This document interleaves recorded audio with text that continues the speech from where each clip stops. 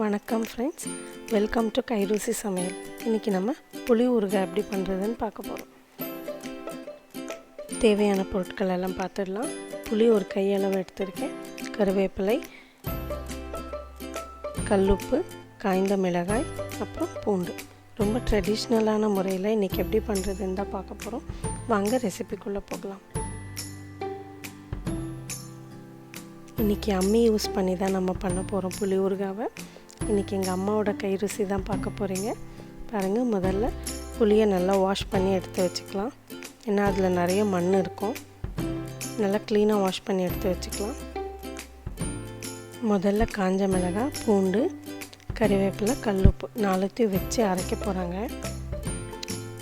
அம்மி யூஸ் பண்ணி தான் பண்ணணும்னு எல்லாம் அவசியம் இல்லை, நீங்கள் மிக்சியில் கூட பண்ணலாம்.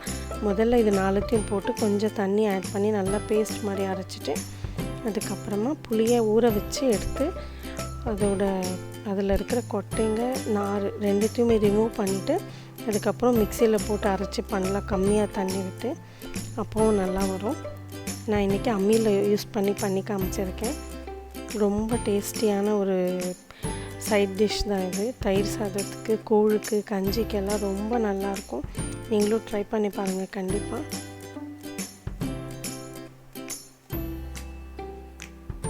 நல்லா நைஸாக அரைக்கணும்.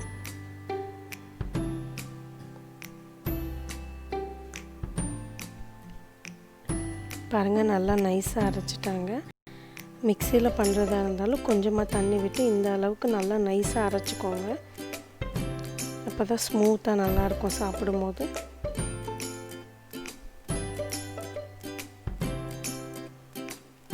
பாருங்கள், அந்த 4 பொருளும் நல்லா நைஸாக பேஸ்ட் ஆகிடுச்சு. இப்போ புளியை ஆட் பண்ணிக்கிறாங்க அம்மா. புளியும் அதே மாதிரி நல்லா நைஸாக பேஸ்ட் ஆகணும். நீங்கள் மிக்சியில் பண்ணும்போதும் அவ்வளோதான். அந்த 4 பொருளும் நல்லா பேஸ்ட் ஆனதுக்கப்புறம் தான் புளியை ஆட் பண்ணணும். புளியில் இருக்கிற அந்த கொட்டை அதெல்லாம் ரிமூவ் பண்ணிவிடுங்க. அப்போ தான் நல்லா நைஸான பேஸ்ட் கிடைக்கும்.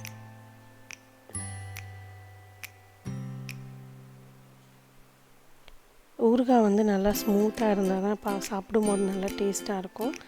அதனால தான் அதை 2த்தையும் ரிமூவ் பண்ண சொல்கிறது. பாருங்கள், அவ்வளோதான், ஸ்மூத்தான பேஸ்ட் ரெடி ஆகிடுச்சு. இதை கண்டிப்பாக ட்ரை பண்ணி பாருங்கள். ரொம்ப டேஸ்டியான ஒரு சைட் டிஷ் இது. கேழ்வரகு கூழ், கஞ்சி, தயிர் சாதத்துக்கெல்லாம் அவ்வளோ ஒரு நல்ல காம்பினேஷன். ட்ரை பண்ணி பாருங்கள். அவ்வளோதான், ரெடி ஆகிடுச்சு. எல்லாத்தையும் எடுத்துகிட்ருக்காங்க பாருங்கள் அம்மா.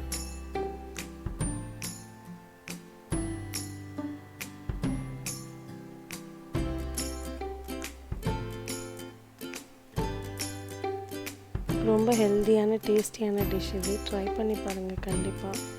உங்கள் எல்லாருக்கும் ரொம்ப பிடிக்கும். அவ்வளோதான், ரெடி ஆகிடுச்சு புளி ஊறுகாய். ட்ரை பண்ணி பார்த்துட்டு எப்படி இருக்குன்னு சொல்லுங்கள். பிடிச்சிருந்தால் லைக் பண்ணுங்கள், ரொம்ப பிடிச்சிருந்தால் சப்ஸ்கிரைப் பண்ணுங்கள். கைருசி சமையல்.